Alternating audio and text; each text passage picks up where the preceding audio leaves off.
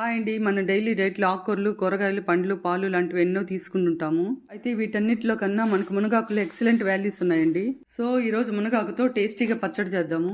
ముందుగా ఆయిల్ కాగనిచ్చి 1 teaspoon పచ్చెనపప్పు, 1 టీ స్పూన్ మినపప్పు, హాఫ్ టీ స్పూన్ ధనియాలు, హాఫ్ టీ స్పూన్ జీలకర్ర వీటన్నిటిని వేసి సన్నని మంట మీద గోల్డెన్ బ్రౌన్ వచ్చే వరకు వేపుకోవాలి.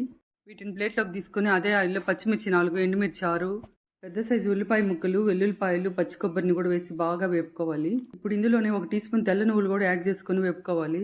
ఇవి వేగిన తర్వాత ఇందులో కొంచెం కరివేపాకు వేసుకోవాలి. నెక్స్ట్ ఇప్పుడు కాడలన్నీ తీసేసి శుభ్రంగా కడిగిన మునగాకుని ఇందులో యాడ్ చేసుకోవాలి.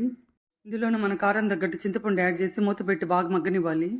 ఇలా బాగా మగ్గిన తర్వాత మన టేస్ట్ తగ్గట్టు సాల్ట్ వేసుకొని మిక్సీ కొంచెం వాటర్ పోసి మెత్తగా పేస్ట్ చేసుకోవాలి. ఇప్పుడు పోపు కోసం 1 టీ స్పూన్ ఆయిల్ వేసుకుంటే సరిపోద్ది. ఇందులో ఆవాలు, మినపప్పు, ఎండుమిర్చి, వెల్లుల్లిపాయలు, కరివేపాకు వేసి ఇవి వేగిన తర్వాత స్టవ్ ఆఫ్ చేసుకోవాలండి. ఇప్పుడు మనం ముందుగా మిక్సీకి వేసి పెట్టుకున్న పేస్ట్ కూడా ఇందులో వేసి బాగా కలుపుకోవాలి. ఇది రైస్, దోశ, ఇడ్లీలోకి బాగుంటుందండి.